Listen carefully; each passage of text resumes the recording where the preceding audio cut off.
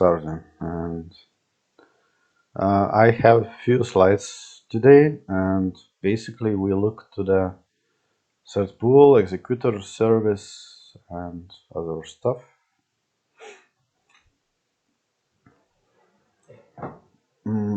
Basically, I would like to just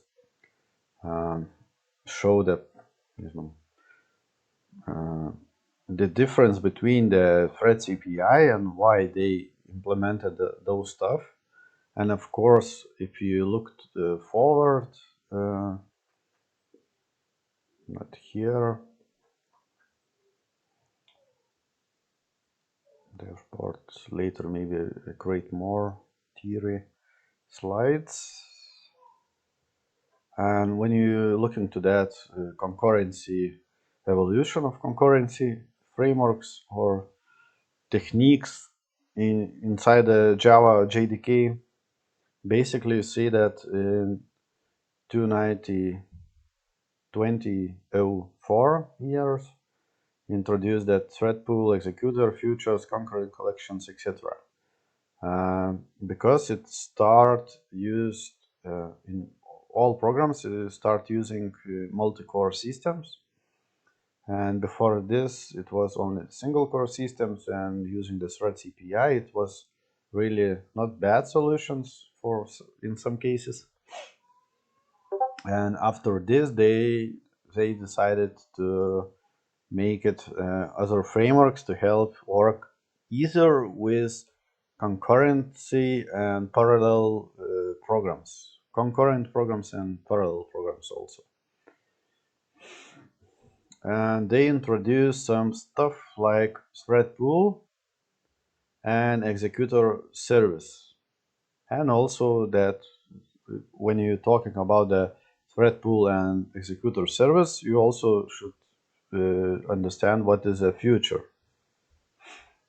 And the basic idea why they implemented those stuff, that the reason of limitations of the Thread API.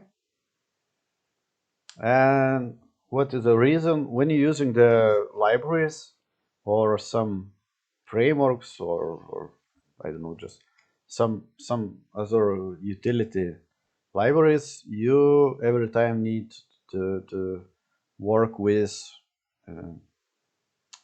easy to understand, easy to use. It really main goal when you're using those libraries.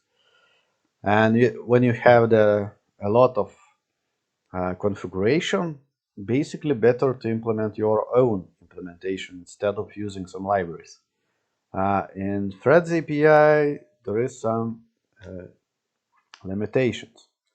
Like when you're creating this thread, you should always create the thread if you need to separate process or separate virtual CPU or like this.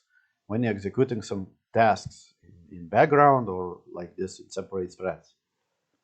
And then when you're creating, you need to start the thread, and you also need to join the thread, because if you not finish or complete the tasks, basically you need to join, or join means like the same as a wait until that task is finished.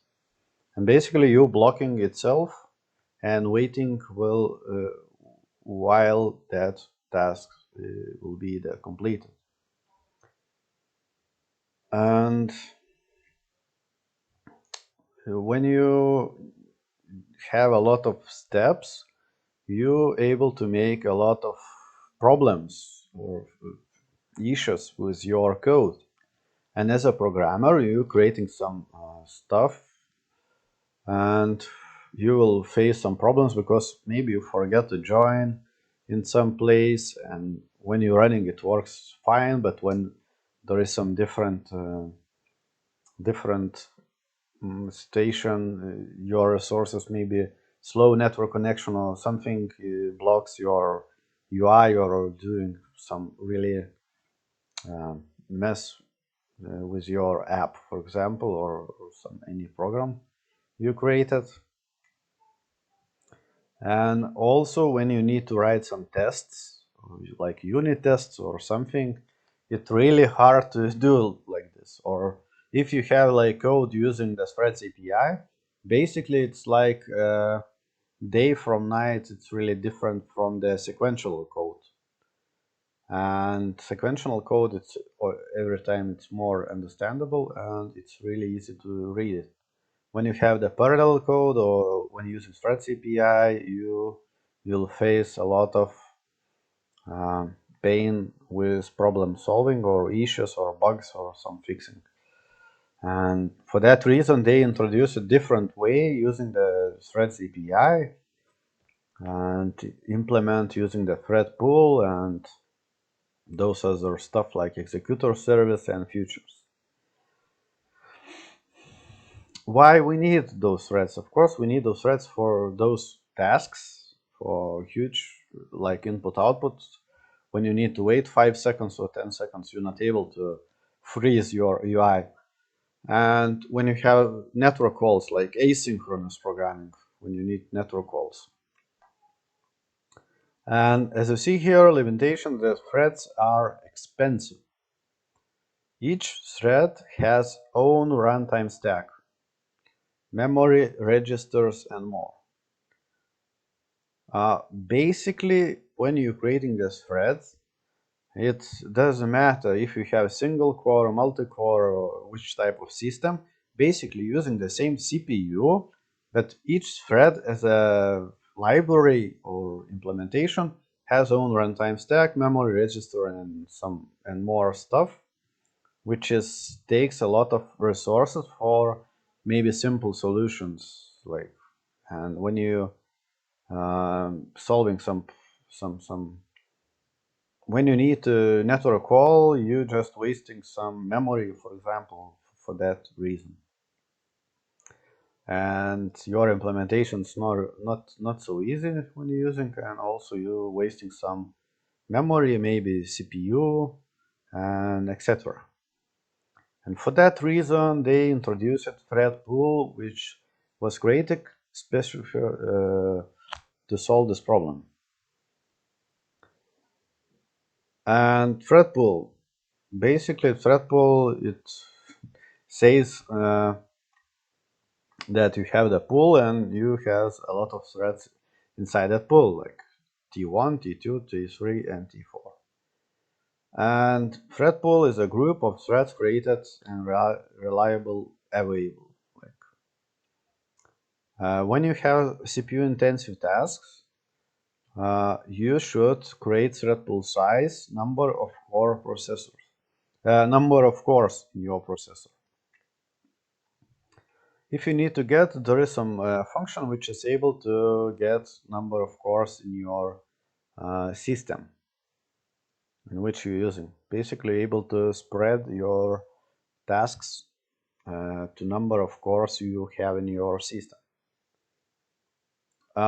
When you have input-output task, when you have really huge file reading or something like that, thread pool size should be the bigger than number of cores, because you need to read a lot of stuff. And yeah, you're able to get basically default thread pool.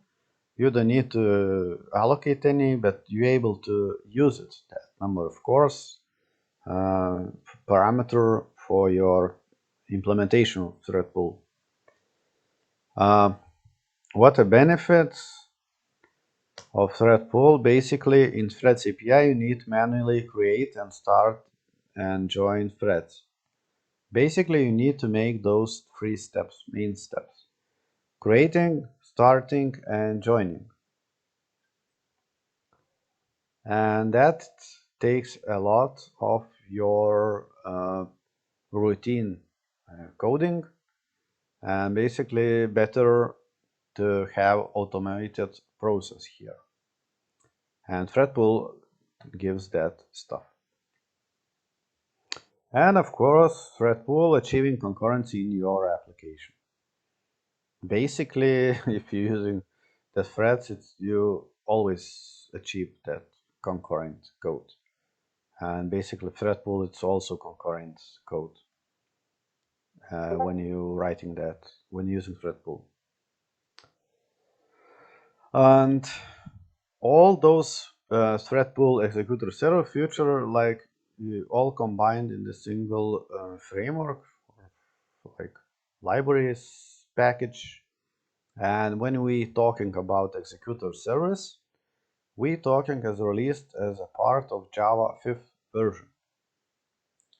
And Executor Service in Java is an asynchronous task execution engine. Basically, as you know, that asynchronous code, that means you're not blocking or non-blockable code when you're talking about that asynchronous. But basically, in some cases, you will face also the blocking code. Doesn't matter, synchronous or asynchronous code. Basically, here is asynchronous task execution engine, which is non-blocking tasks and executing those tasks, which you will give to that engine. It provides a way to asynchronously execute tasks and provides the results in much simpler way compared to threads. Of course, it is, because you don't need to manage your own those creations, joinings, and some other stuff. For that reason, I picked that approach when I looked from the low-level API to the modern age APIs, instead of looking to the only the single threads API. When we're looking only to problems like deadlocks, semaphores, and etc., I'm just try to use the new stuff, because we need to look in those engines, frameworks, and etc., because if you're writing the code, you maybe not pick that to write a threads API when you start programming in Java nowadays, like in 2.21. And the enable coarse-grained task-based parallelism in Java. Yeah, when you need parallelized apps, basically when you're using those libraries, you by default will making some parallel programs or parallel code in some way. In some cases, of course, you're not able to make this parallel code, but yeah, those engines and ThreadPools helps you to write a cleaner code and easier to manageable code. Be able to make it when using this.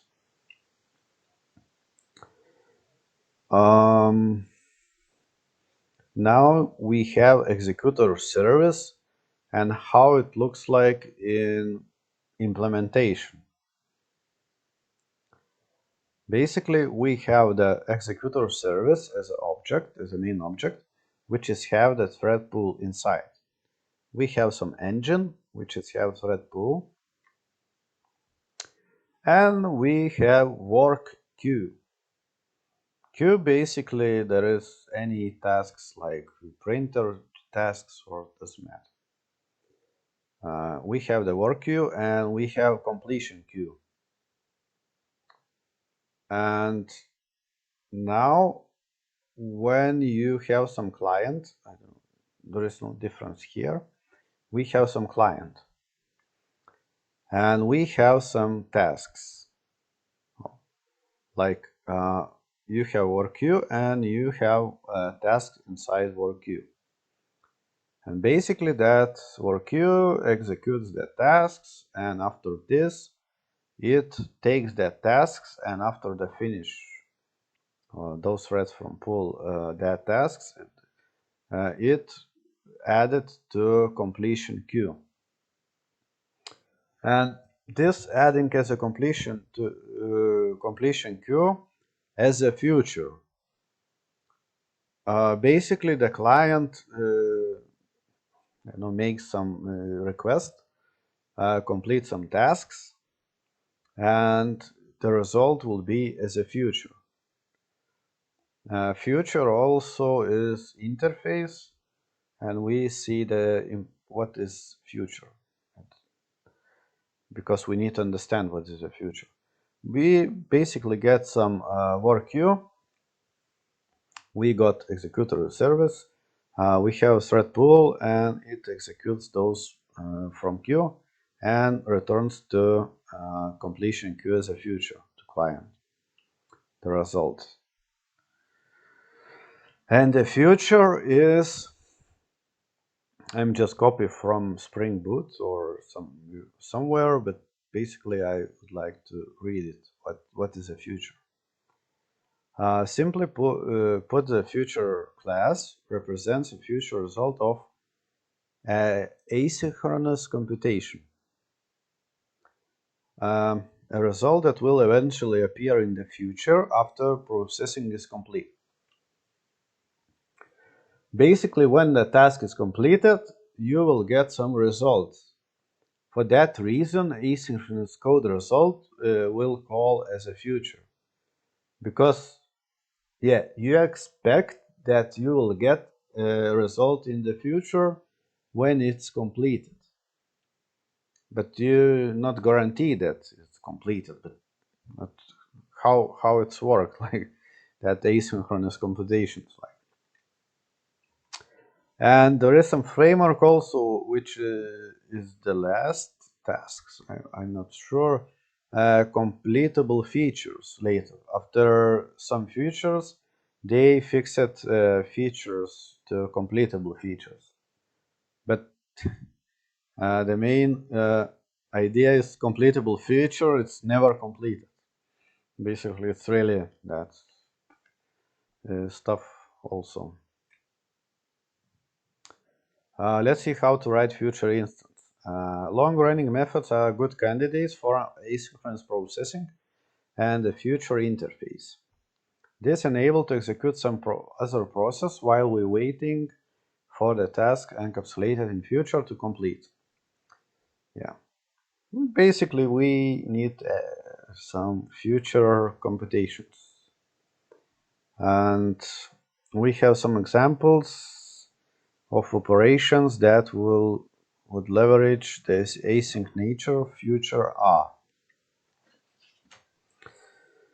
Computational intensive process, basically mathematical math, scientific calculations. Yeah, when you need a lot of calculations. Manipulating large data structures like big data. Remote method calls like download files, HTML scraping, web services, like this. In each of that example, you need to have some non-blockable code or asynchronous code, which is separate your work or your tasks in separate layers, I don't know, just separate parts of program, and easier to make it more interactive app, for example.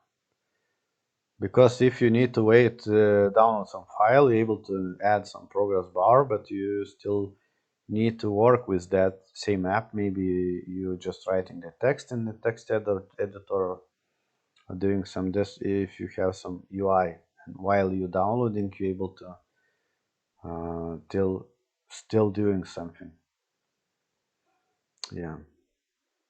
And basically the main reason why you need that multiple threads, basically when you have a lot of problems, like when you have the server which is have a lot of network requests, and yeah, if you have a lot of million of users, it's really hard to make it those million users to make those calls without the server not get DDoSed or something like this. And yeah, a lot of problems when you have some huge data or huge calculations. Basically, you will face that problems when you need to separate. If you have some UI or doesn't have UI, it doesn't mean that you need only have UI for the threads.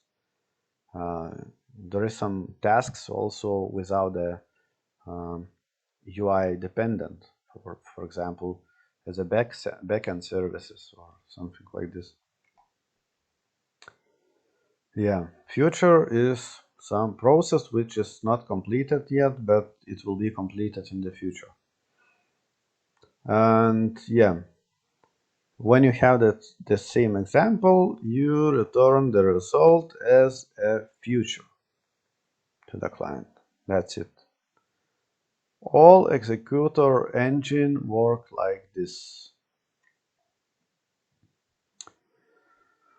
And now maybe there is some types of ThreadPool. I added here some theory, also just taken from internet here, not fixed, not made some page, separate page at the moment.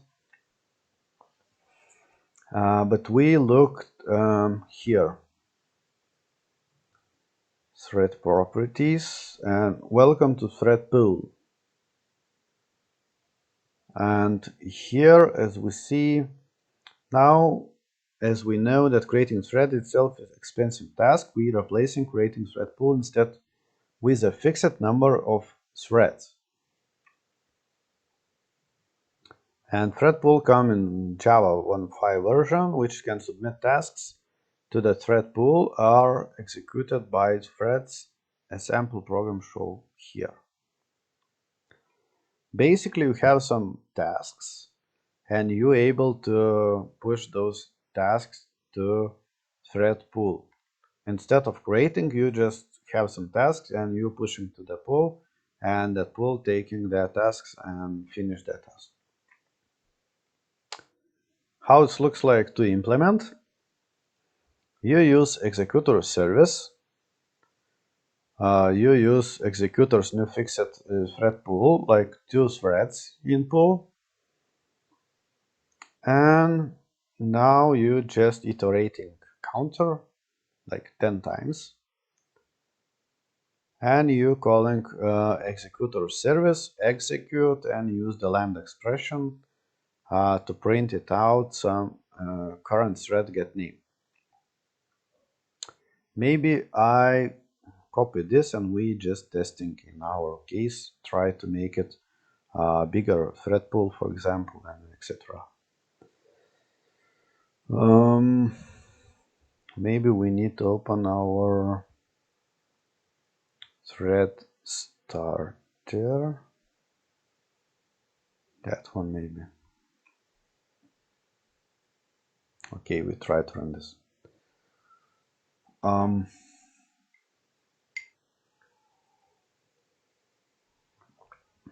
Just waiting for running our IntelliJ IDEA.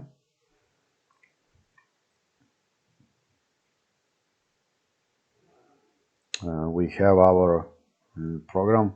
When you see that we need to start, join, initialize threads, a lot of stuff you need to do here. At the moment, I'm just showing some theory, or later in the next lecture, I will show you how to change it, that implementation using Executor Service here. And now we just creating, maybe just in test class main test, yeah, just sorry, public static void main, and we just pasting our code. Oh, there is main already implemented here. Okay, executor service, and now there is some problems with lambda expression.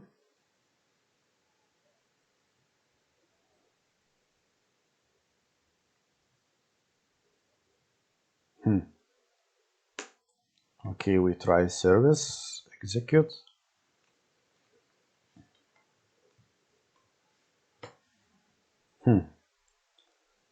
maybe some different internet problems here. Thread current name.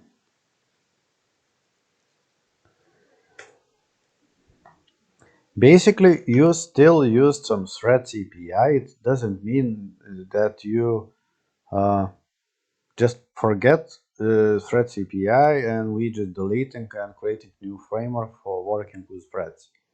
Basically, when you're working with Executor Service, you'll still use some threads.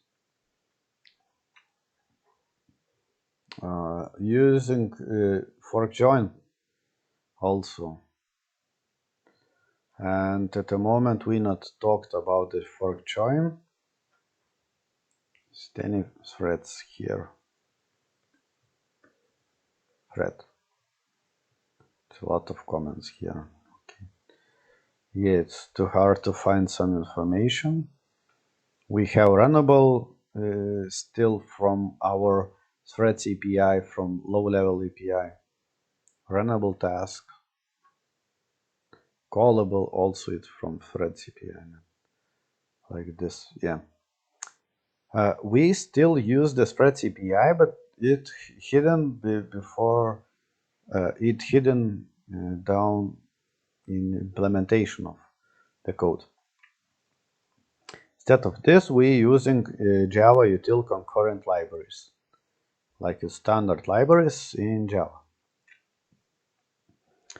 And now, what we're making here, we're creating two threads, and we just using for loop to print it some thread name.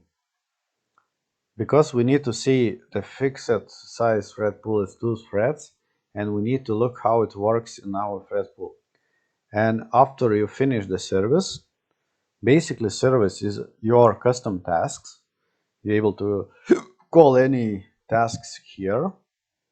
You just shut downing your tasks and you printing them in thread after your thread pool finished.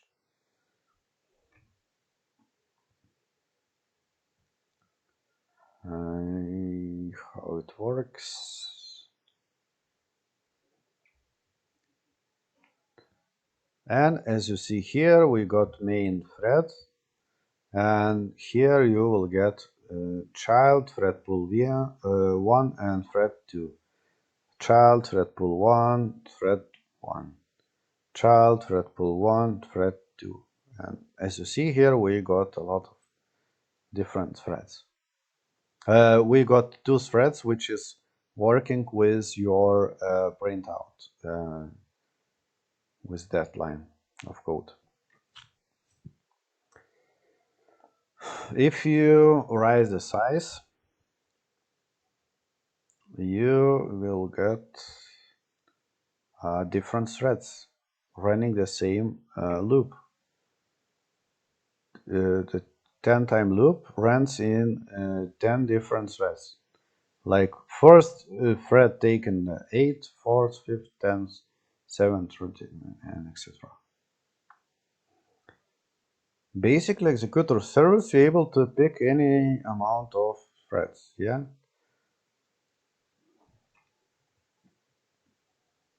Because we have the count 10, it's not, doesn't matter. And as you see here, you created a lot of threads in your pool. Doesn't matter how many processor cores you have it, you're able to create more threads inside the pool. And yeah, for why score matters in some cases, when you have tasks like here,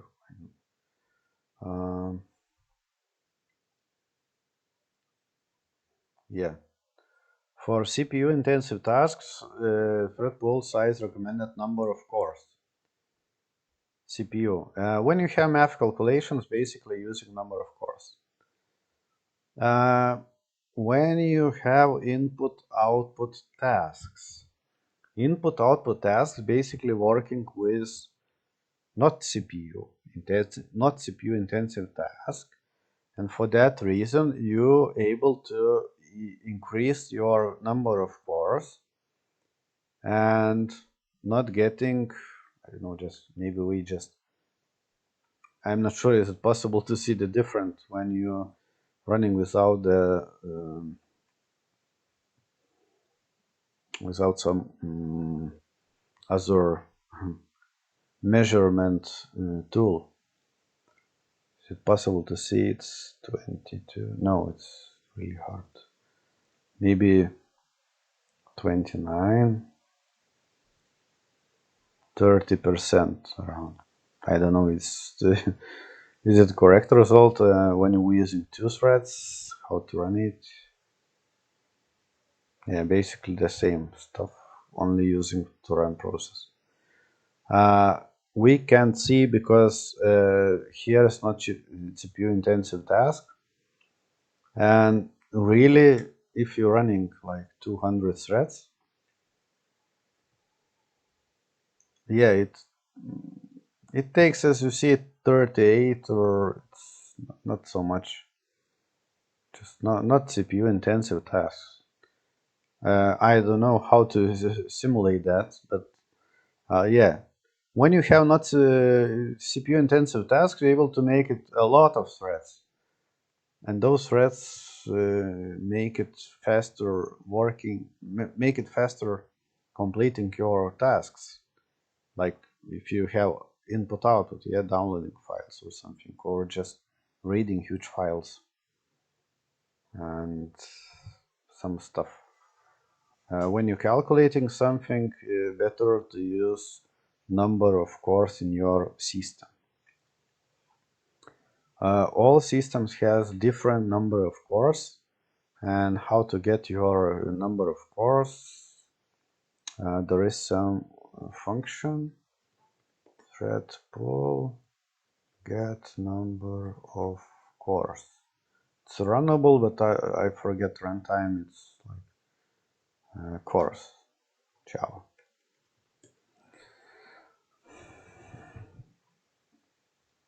Oh, runtime, yeah, runtime.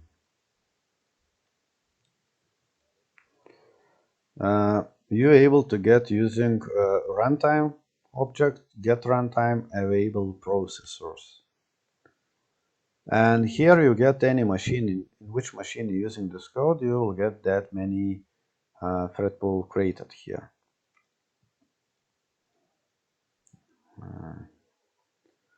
And as you see, my own machine has 16 cores. Yeah.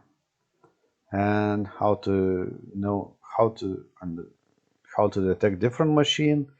Maybe we just try Java Online. Something like this.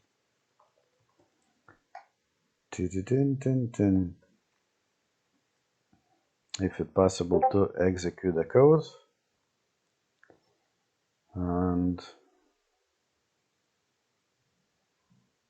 we will see online machine or virtual machine, doesn't matter which is process here it's created, but it's really hard to determine. Java, maybe REPL-it. While loading, create Java, create REPL. Yeah, we try to run it. Open JDK in Ubuntu system.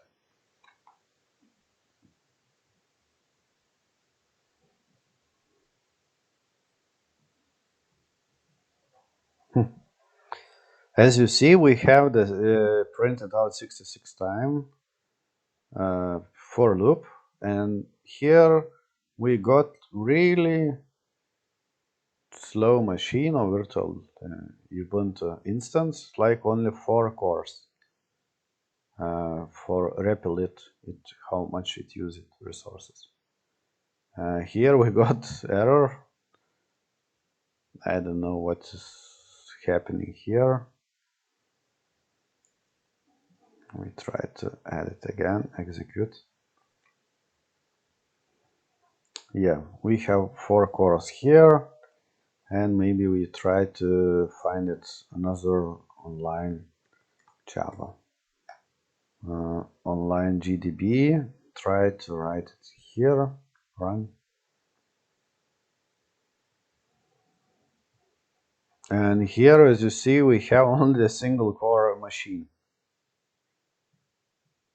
in our online GDB. Doesn't matter, it's virtual machine or any machine, but when you're writing your code, basically the single core,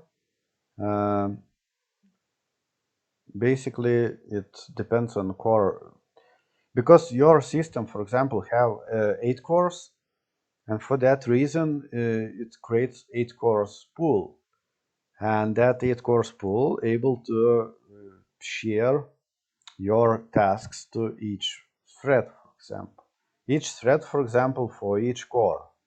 And for that reason, your system works, for your program works better, maybe. Or just, yeah, it's better sharing if there is some calculations added to processor, because you able, cores basically, it's, as I mentioned before, when you have the single core CPU, or when you have a lot of CPUs or cores. Of course, core is not so doesn't have that much performance, but it's only solution to save some money. And for that reason, basically core, it's multiple CPUs, like working. It's not the same, but it's really near to this, because it's too expensive to use separate CPUs. And yeah, if you have the CPU intensive tasks, and you know that your processor has uh, eight cores, and they work better, then you say that you have ThreadPool like 20 or 30 or more, because your processor may be blow or just start throttling or stopping to waiting till has other threads finish job or something like this. Yeah, for CPU intensive tasks, better to use runtime get runtime available processors. And you created fixed size pool, and for that reason you're able to work in any machine, like single core, like here. It not complicate your calculations, and your processor works normally. And basically in old code, working with this is better than writing not fixed size. But here it depends on algorithms which you're picking. Here it's not working, sorry. Yeah, and here, as you see, is 4 cores. Yeah, and we have this example, and here, as you see, show that in above program we have created ThreadPool using Executor Service, which is created fixed thread pool which contains 2 threads. Thread execute method is used to submit tasks to the thread pool. It's really straightforward workflow of your program. You're just writing sequential code, and inside this you're just adding some service execute, and you adding runnable as a huge or intensive task which is running in separate threads. If need single, you need a single thread, or just able to manage that pool size. And as you see here, the thread pool internally use the blocking queue where the tasks are submitted.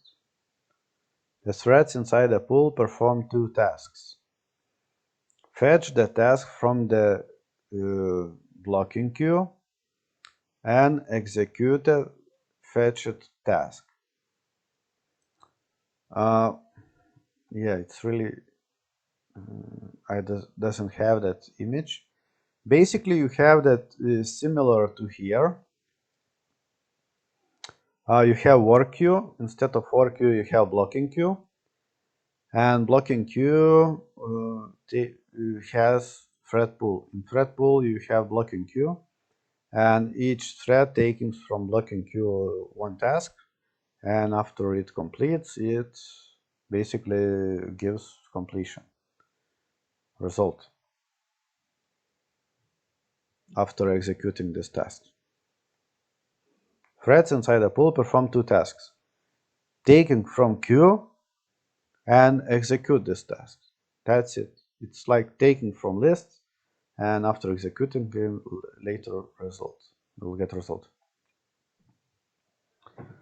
Okay, now we have types of pool, and basically we have the fixed size pool. The number of threads in the pool are fixed. Basically nothing interesting here, but when you're creating, you're able to pass it for example. And after task submission in the thread pool, we running service execute runnable. Runnable, as you know, before we looked at the runnable as a separate thread. Just runnable instance. You need to pass it runnable instance. And we already has our runnable instance inside product service. Here, as you see, we got product info runnable, and we just need to create executor or new thread pool and to pass those runnable objects to our service. Like basically we just creating like this. We creating our program executor service, and here to submit our tasks. Create some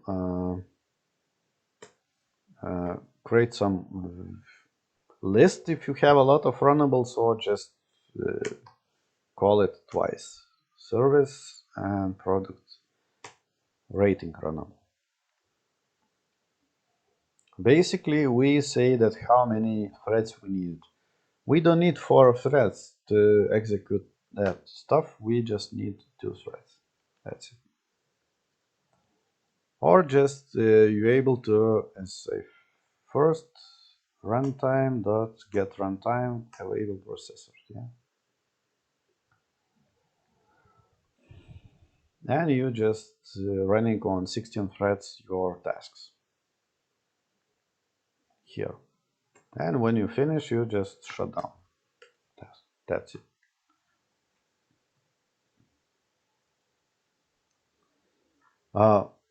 After we writing star, join, and etc., you just delete those and use only the services and shut down after the finish.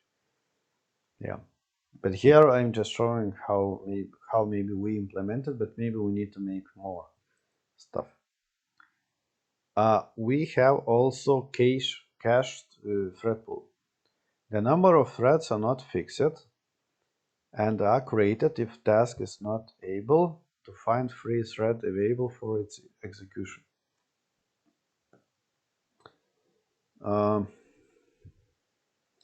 Not fixed and created if task is not able to find a free thread available for its execution.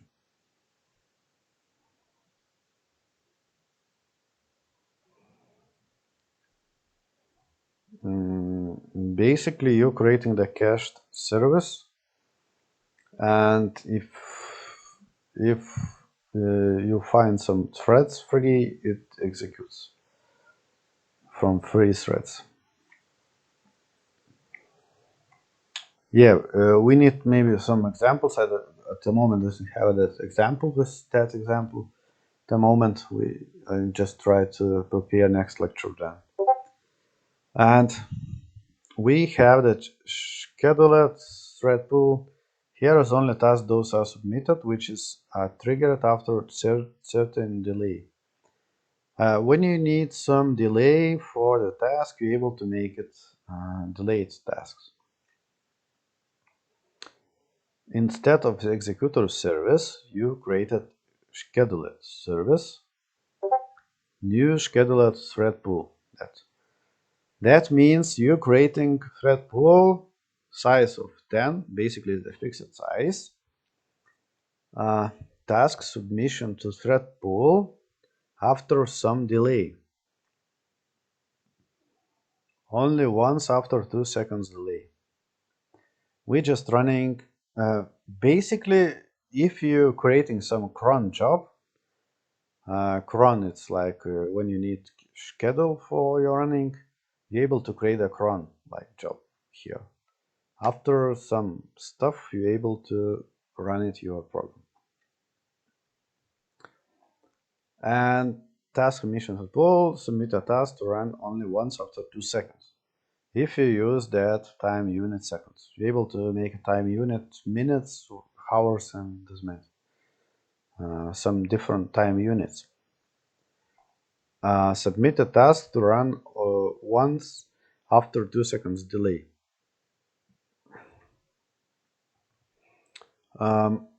Then you have second option.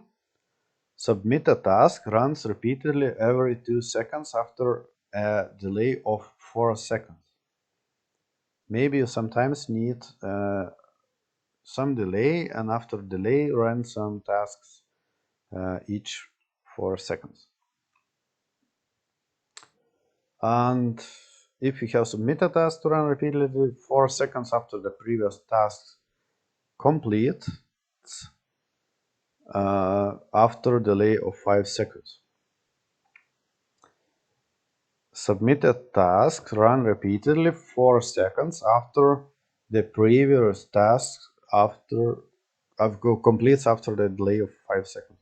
Yeah, it's really mess around with that keywords or names.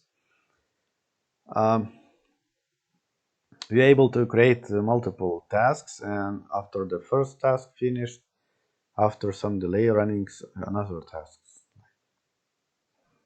repeatedly. Fixed rate, fixed delay, and schedule.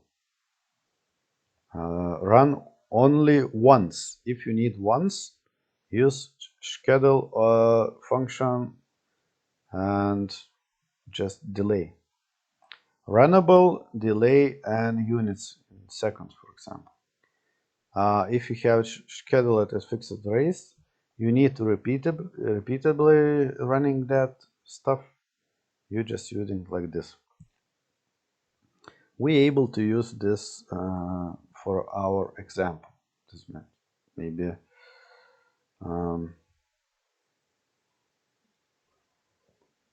we have the main test. Instead of executor service, we just creating scheduled executor service.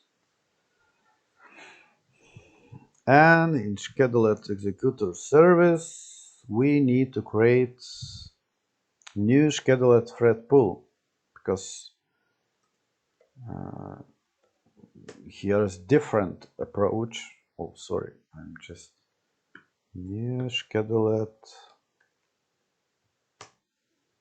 Sorry, executors, new scheduled thread pool. Yeah, it's really long names in Java, but it's really how it works. Scheduled service, executor service, we changing service to scheduled service. And now we have pool, and we need service dot schedule at fixed rate, for example. Service, instead of execute, we need schedule it with fixed rate. And as you see, runnable, long, and we don't see. Here is our runnable first. Here is our lambda expression. After this, we need to pass 2 parameters. Initial delay, long period. We need 2 parameters maybe only.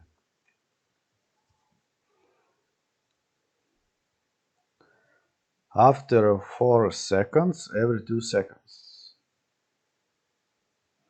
Okay, after 4 seconds, each 2 seconds, and we need time units.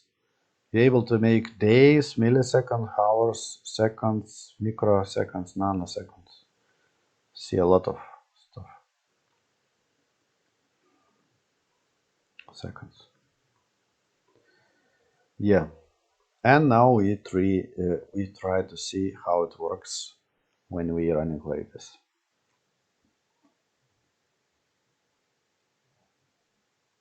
No, it's not working. Why it's not working now?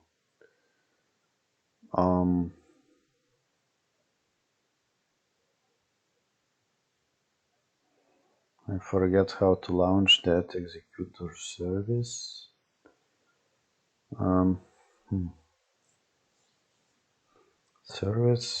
Service.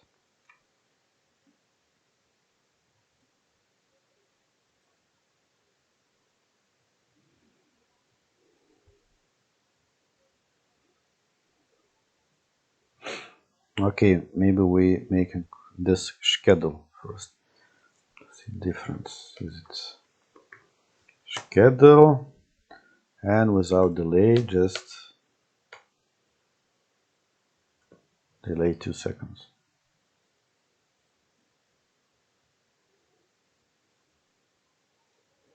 ThreadPool 10.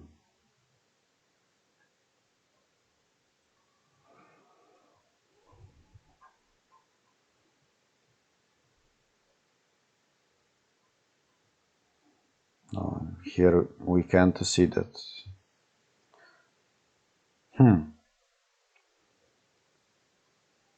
4, 2.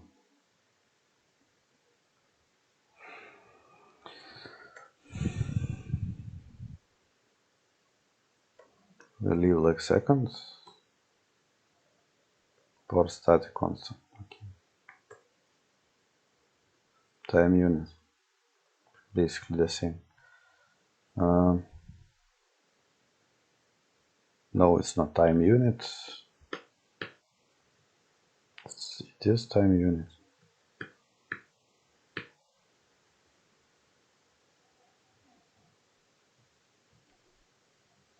Delay. Oh, sorry.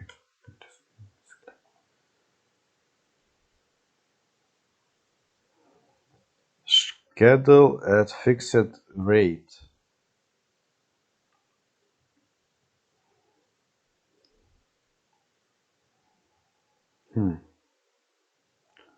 Task as min which triggered a certain delay.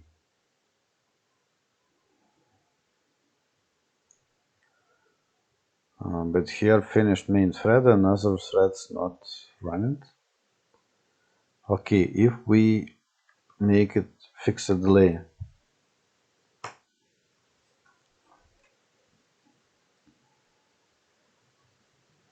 No, it's already finished and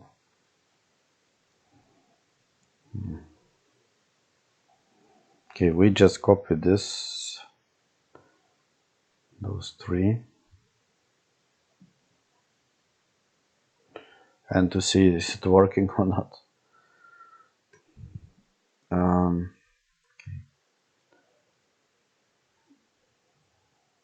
Runnable, we need runnable.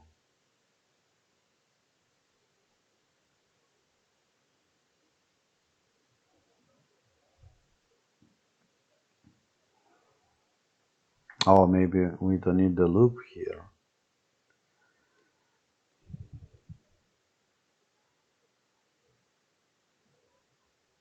Processors.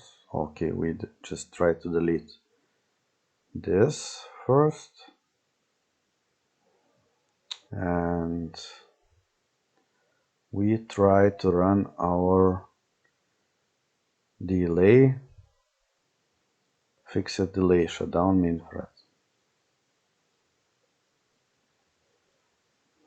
Just writing child thread and current thread name. That's it.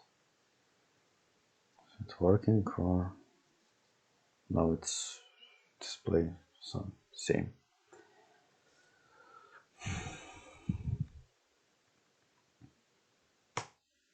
Yeah, we can schedule, but schedule fixed rate.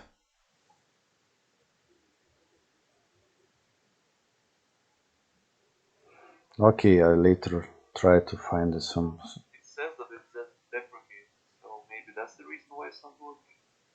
Oh, where is deprecated? There is written. Under the main thread, deprecated Gradle's features for using the skill. Ah, no, no, not a reason here. Here, basically, when we're using Gradle, because here it's only information for us, for Gradle users.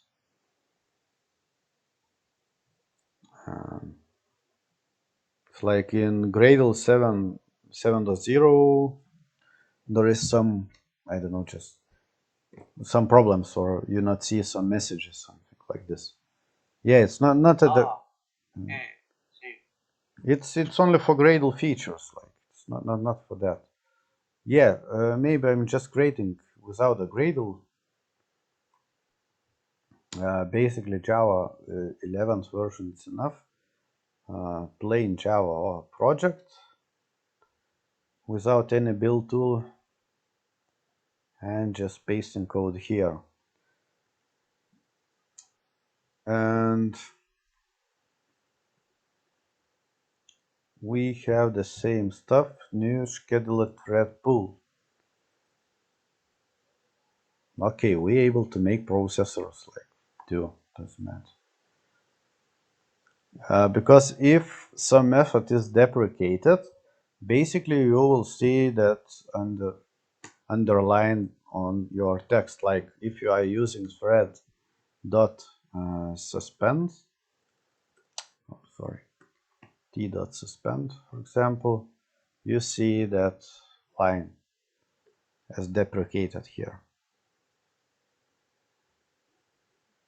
And now it shows that suspend is deprecated and replaced, except like this here, for deprecation mark.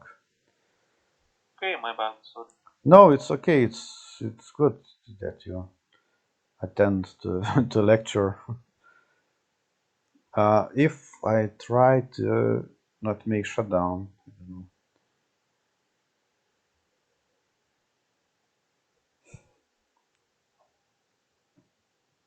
Yeah, that was my bad.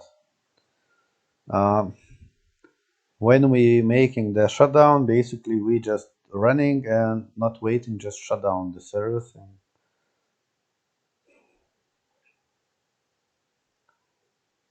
Now we see the result of fixed rate. When thread current thread get name prints each 2 seconds, or how it goes.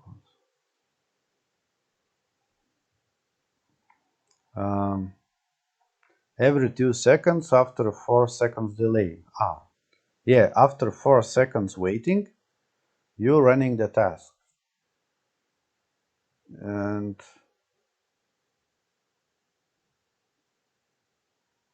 I think it's the other way around. It's after 2 seconds, every 4 seconds. Every 4 seconds, yeah. Because here it's scheduled at fixed rate. It's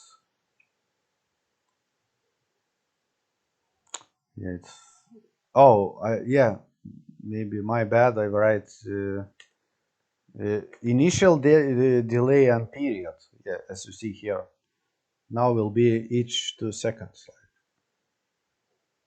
After 4 seconds waiting, you just running that each 2 seconds.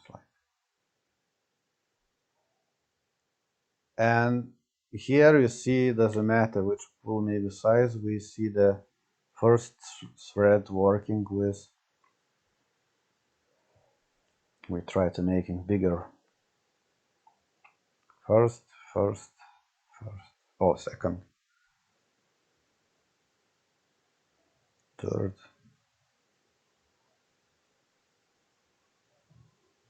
Oh, it's again first. Yeah, it's like random, random threads. Like when it's free, it's just try to pick at that. And it's like concurrently working here. Like first, ninth, and etc. Yeah, and here you're able to make it at fixed rate and at fixed delay. And of course, when we need to shut down, we should shut down the service. Basically, you able to call anywhere when you really needed to stop it, that shut down that thread.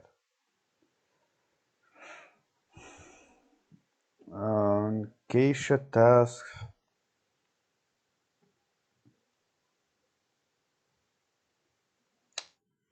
Cached basically threads are not fixed and created if task is not able to find thread available for its execution.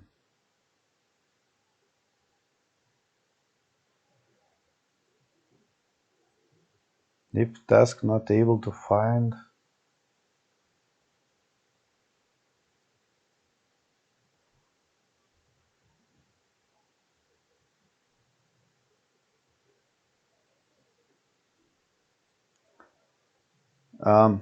basically, I don't know how to explain this if you understand. Basically, you have that copy of your pool pool of threads, like copy, just cached copy. If pool is already, if thread from pool uh, not able to find, you will get from cached pool, like from like different pool. You have like two different pools of the same threads, for example. And instead of getting new thread, you're getting the cached. Yeah, of course I need more examples for that. Single-threaded executor. It's single-threaded pool which executes a task in a sequence, and if any exceptions occurs while execution and thread dies, will recreate the thread and continue with execution of remaining tasks.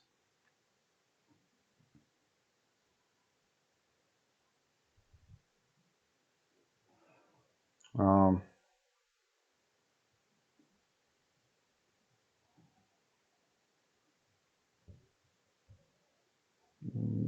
Basically, creation of cached thread pool and task submission. Yeah, maybe for some cases you need that type of single-threaded executor service. Yeah, there is a few types of executor services. Basically, we have fixed, cached, scheduled, and single-threaded executor. And as a feature, also there is some information here. Features, till now, whatever task have performed, the thread does not return anything, as the run method returns void. But what if the task needs return value? Here comes the callable interface, which has abstract method tcall, which returns t-type value, basically any type of object. T-submit a callable task, we need to call service submit callable. And the value returned by this method is held by a future variable. Basically, futures placeholder for the value which will arrive in the future depends on time call method takes future placeholder returned by ThreadPool.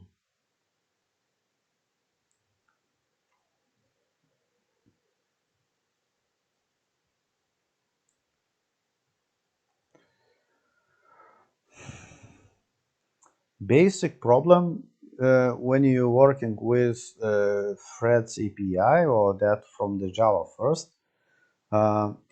Basically, you have some process class, for example.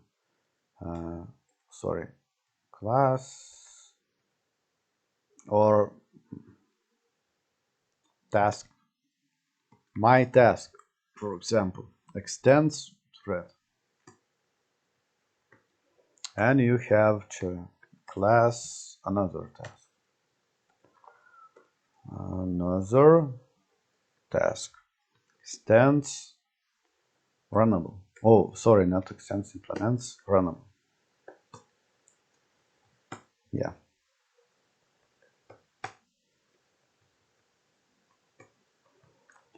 And here you implement basically the same override or just alt insert, override methods, run.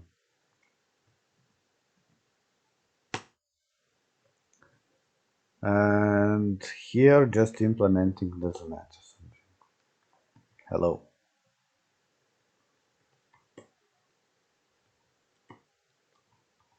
Another task, hello. Yeah. Basically, when you have that thread API or from the Java first version, you have that thread API, which is creating the thread two ways, like when you have the class extending thread class or another task implementing runnable. And when you executing this task, like huge intensity task, to print another task hello, I'm not able to return anything here because all functions or that function run, it only returns nothing or just executes this task. And here's the reason why those features it comes to concurrent libraries or threads. And features, some methods useful is cancel is done. Able to work with features. And maybe we try to implement the future here. Future which as you see, we extends object. Basically, it extends object, able to pass any type of object. It's person, it's task, it's mine task. Some string, for example. Future, and future is basically lambda expression or using the service.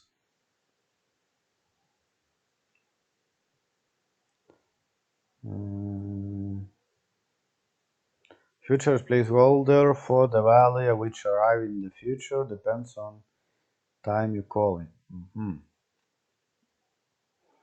Maybe I need to find some method for future. Simple example future.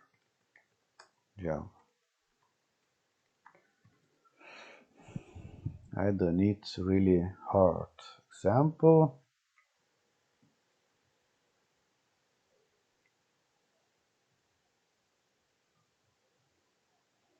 Future with future task. No, I would like this smaller example.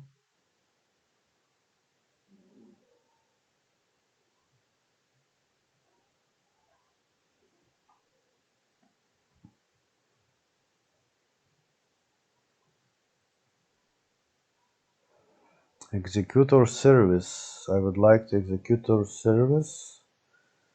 How to use it here?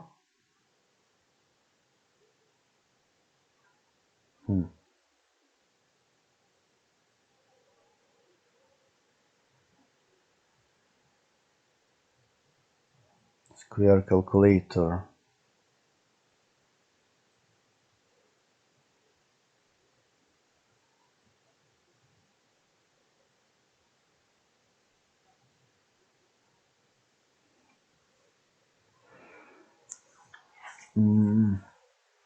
What returns integer? Okay. Basically, here we're able to call it any future returning some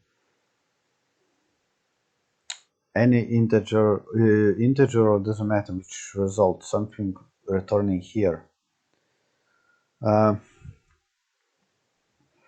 What is difference between the simple string and future string?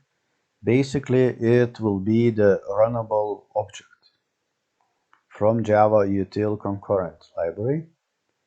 And here we're able to call any function, like to make some stuff. I don't know, just creating some function.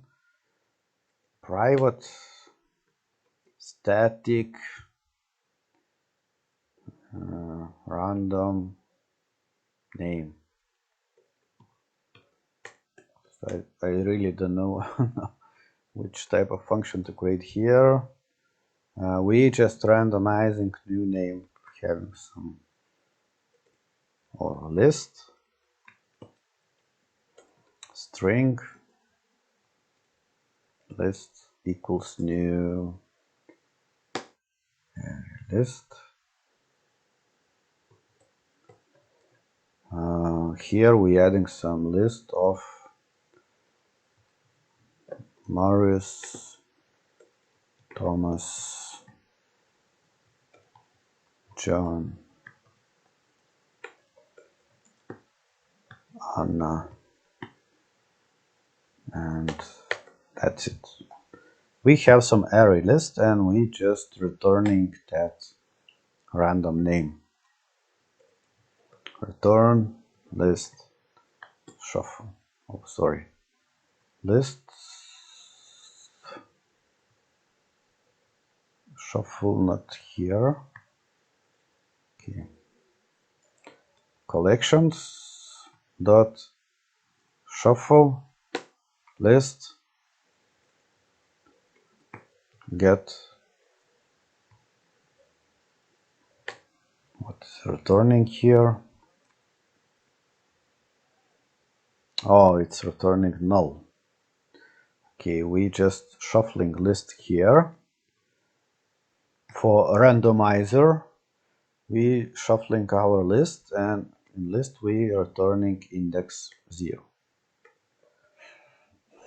Because each time we get a random name from the list of string names, random name. And in future, basically we call random name.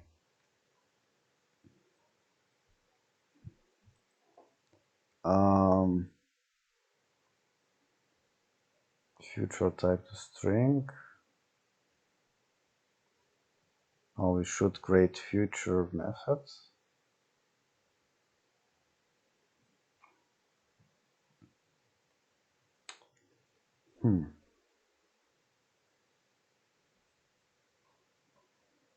New square calculator.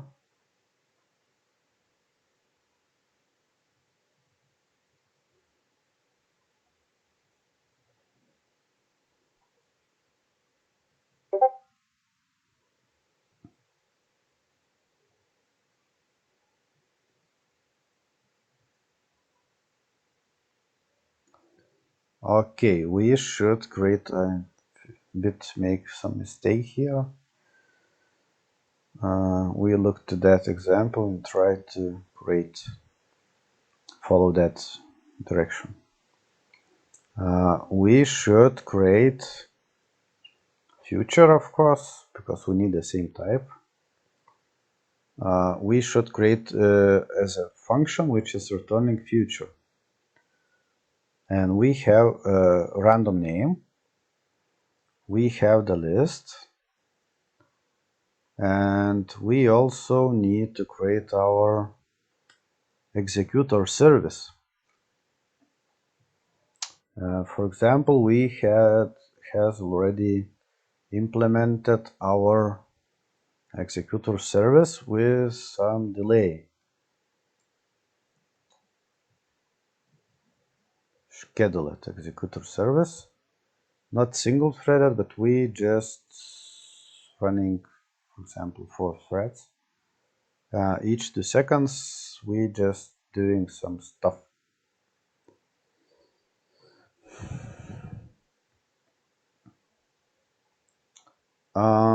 Here, instead of service, or just we leaving the service, we should use that pattern, because in our future returning place,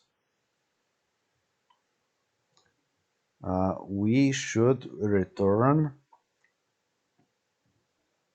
lambda expression, or just create some return.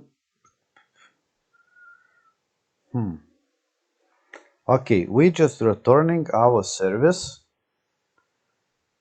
Basically, we should return that stuff here.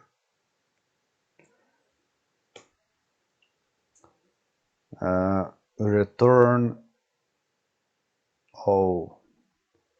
service submit. Sorry, we not able schedule it with callable, runnable, or submit. We returning future. Yeah, if we use schedule it,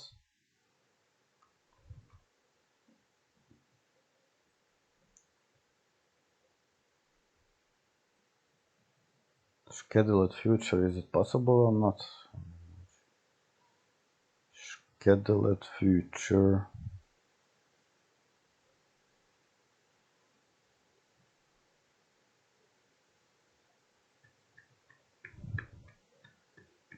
Okay, I leave it like this. Schedule it future. Okay, we tried just make some stuff. We need to executor submit and submit the task, which is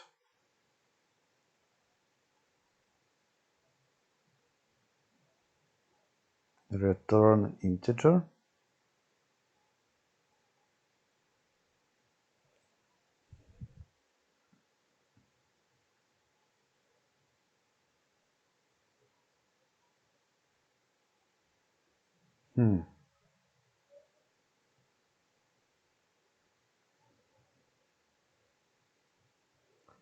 Let's try to make it here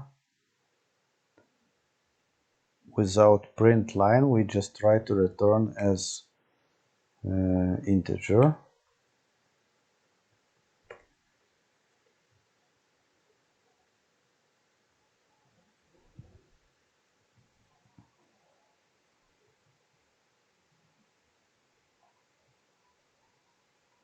How it's return it?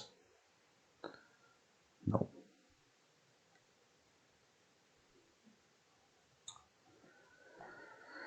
Okay, here we need to return our future with string result. We should return future. And how to return the future? Basically, we're able to call it service. There is only there is only submit runnable, submit callable, which is returning something, which is not returning nothing. It's like void task result, some result, and schedule with some delay.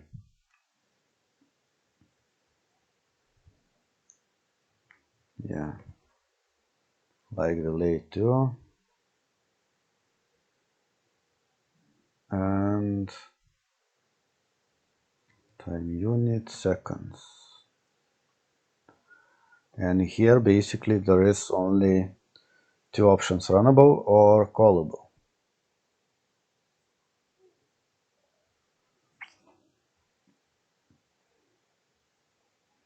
And what else we have done here?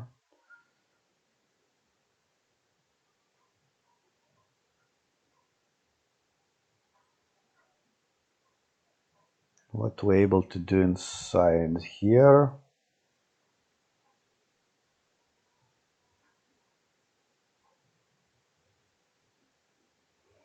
Just printing some.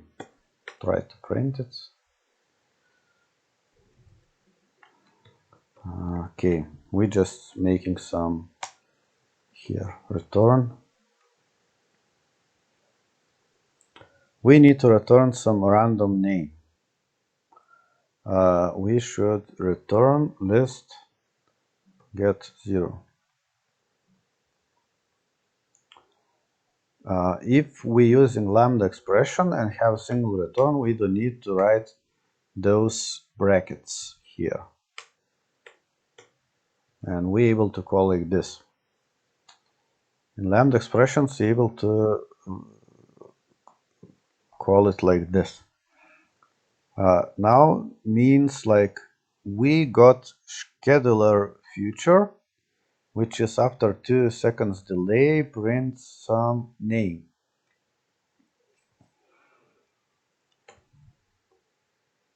Because we has scheduler executor and we try to print some stuff.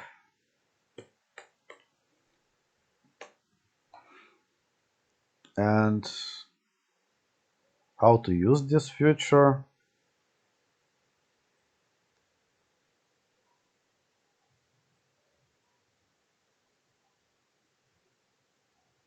Because we have future. Okay. What we do with that future? Get is done. Is cancel. Yeah. Get, and what we do here? System out. And of course here is future. We should execution interrupt exception and execution exception, because future we need to get first to print it out. I don't know, I just need to test it here. John.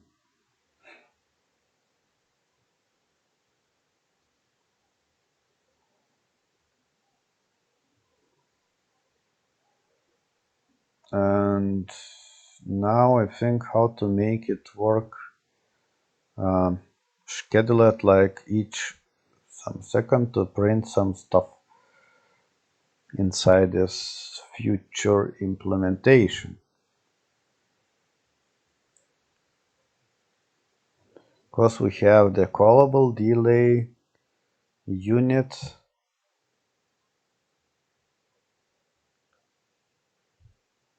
of delay parameter, and we don't have any parameters.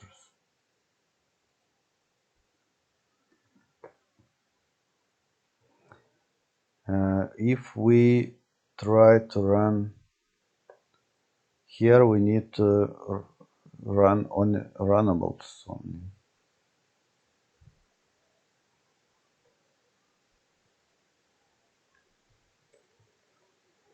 Yeah, we can't.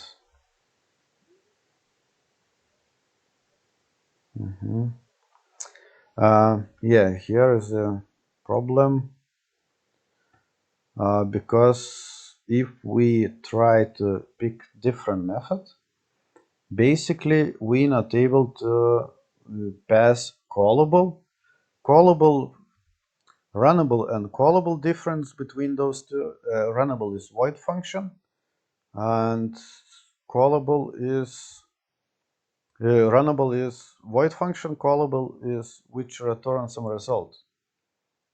That's a difference between those two.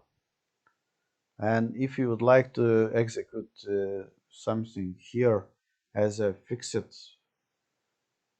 rate, for example, we're not able to pass as a return.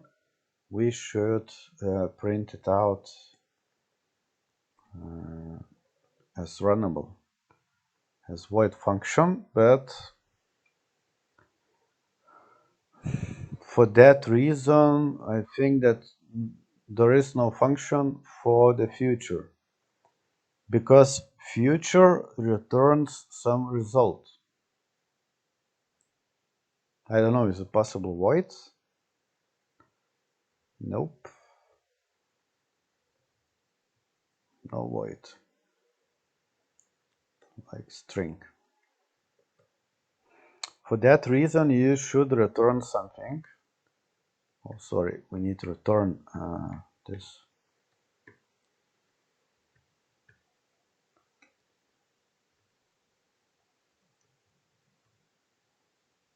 Schedule. Yeah, runnable and callable. Basically, we able to return only with callable schedule like this. And if we need to print it some after each seconds, maybe we able to create for loop here. At the moment, or just create executor service, which has fixed rate, like, and run this feature at a fixed rate, like 10 times.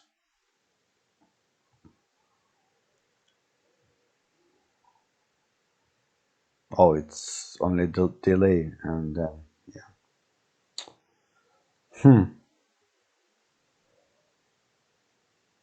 Yeah, it's after delay prints only the same name.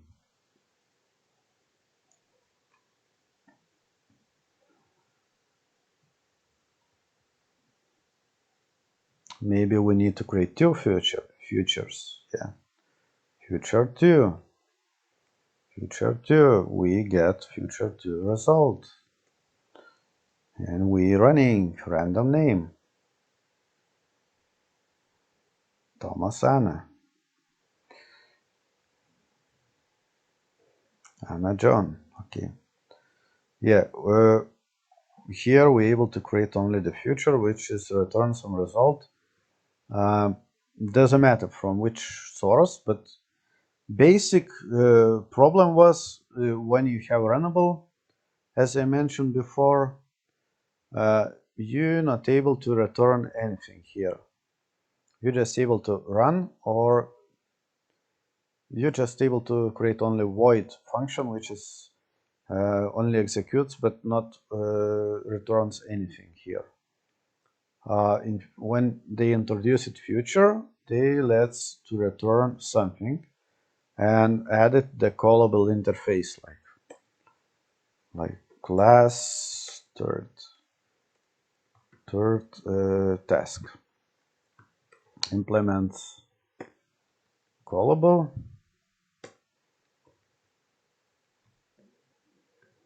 Yeah, they introduce callable, which has,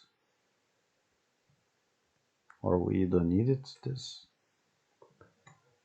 implement methods call, and basically it returns some object or any type which is you show here. If you're creating object, you should create like T or V, the same name, if you need universal stuff. And later, instead of this, you just generate call V as a generic type, because it has generic interface. And callable returns some value. And then you're able to pass it to your, for example, future functionality, like return something to get from the list or do something. Basically here you're able to implement also future, maybe. Future, and we see which method we will get if we implement future. Oh, we get a lot more methods. We got is cancel, is done, get, cancel, is cancelled. If you need to extend and write your own functionality for future class.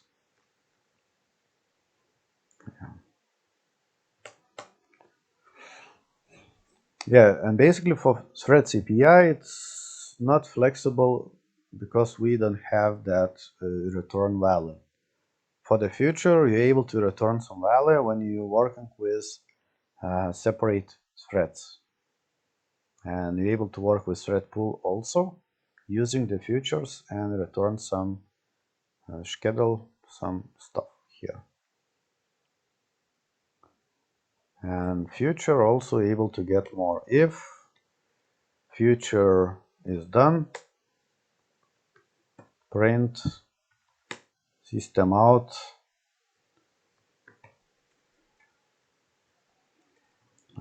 task is completed. Just for an example, yeah.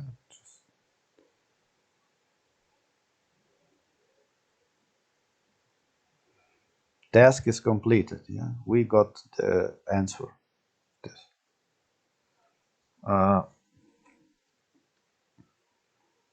How to make future stop?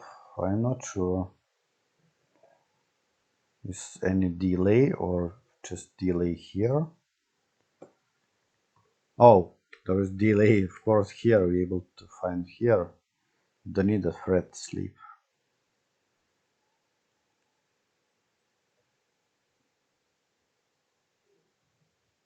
It basically blocks your main thread till the future is complete.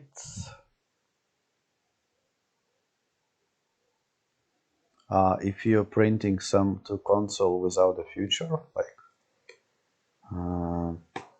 in main thread working.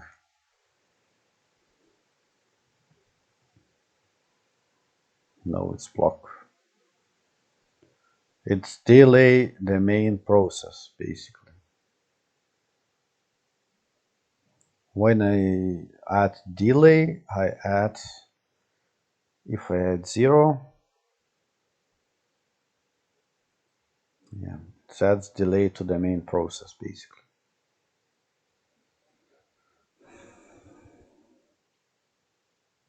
And yeah, future it's just result from some source and you returning and passing to multi-threaded programs like to ThreadPool able to pick your future tasks.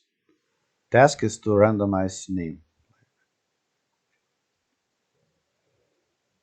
And basically maybe we're able to add a thread name, for example, new, sorry, not new, is thread dot current thread.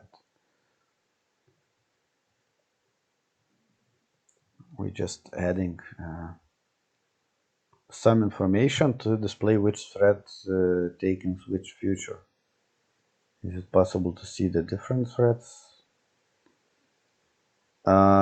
We got the thread is pool 1, thread 1, pool 2, thread 1.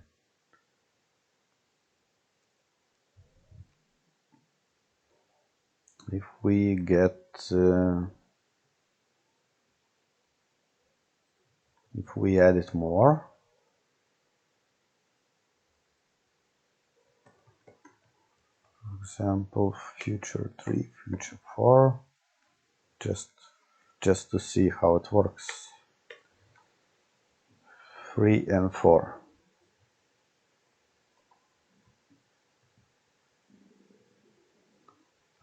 Pull first, pull second, third, fourth. Oh, yeah. Basically, we creating each time new pull. Yeah, it's not a great idea because we need to. Maybe it's possible to create a pull here and service. If we create static, nope. Modifier static not allowed here. Oh, we need outside, sorry. Static because we're not here, and yeah. Now we have the static service pool keyword, and now we got the pool because each time we created separate pools here. 4 pools instead of 1. And now, as you see here, we got pool 1, first thread, pool 1, thread 2, pool 1, thread 3, pool 1, thread 4. And those 5 is, I think that our rating, not rating, priority, yeah, for thread. Default is 5. And for concurrent solutions, basically it's all equals between those. Here we have the 4 threads in same pool, which is taking that tasks. Basically, you're executing different tasks in the same pool. And our task, basically, it's only that single line, which just returns name from the list and prints the information of current thread. We get name or simple name like here. Pool 1, pool 1, pool 1, pool 1. It's all from the same pool. And first is second, first, third, and fourth. Yeah, basically here is a future. And service submit and returns 10. It returns integer 10. Just the reason why you need this, because you need to return something. And one callable method finishes execution, it returns value type future. To fetch results, we need to call get method. It is a blocking function, which means it will block the caller thread until the result is received from the future. This limitation was overcame by completable future, which we'll cover in XPlot. Just example, I think. And completable feature, we also look to that. And basically, when you calling this get, each time you blocking itself by, for example, delay. Here it's network request, or doesn't matter. You're just blocking itself when you're calling this. To get the result, you need first complete block. Yeah, it's 1 second you're blocking to get some. Of course, you see the different names sometimes, maybe, and different threads like 1, 3, 2, 4. It really doesn't matter which type, because here it's concurrent solution and you get different numbers for threads from pool. It's taken first. It doesn't mean that always will be the first. It's first. It will be different one, maybe sometimes. Yeah, but those two, it's like it's lucky.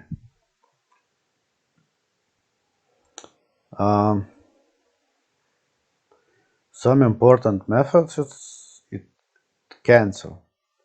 This will cancel the task if the pool has not started execution task, else it won't make any effect.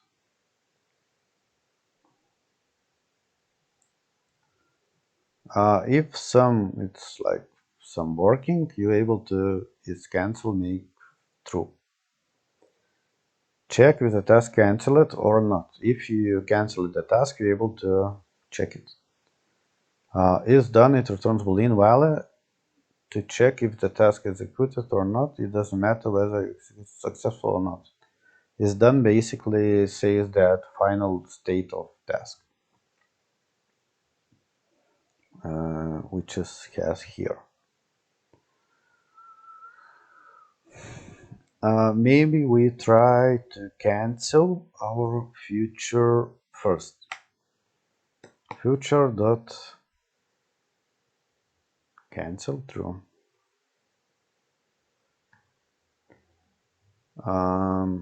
Yeah, and we not printing our,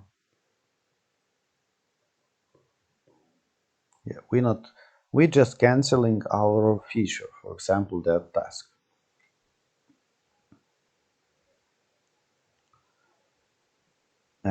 Task is completed. Oh, it's done. Is cancelled.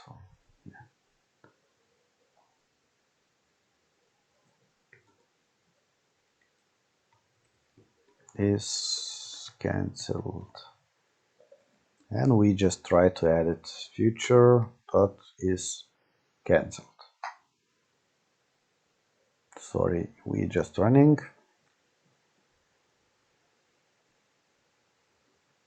And you see here it's cancelled true. That means it cancelled was cancelled. If you running this before, basically you executing, it doesn't matter, it's cancelled, not cancelled, because we not cancel it. Yeah, if you printing here and try to future get, what will happen here? You will get some error. Why you getting? Because you just canceling and try after the cancel task to get some result. You're not able to do like this because task is not exist.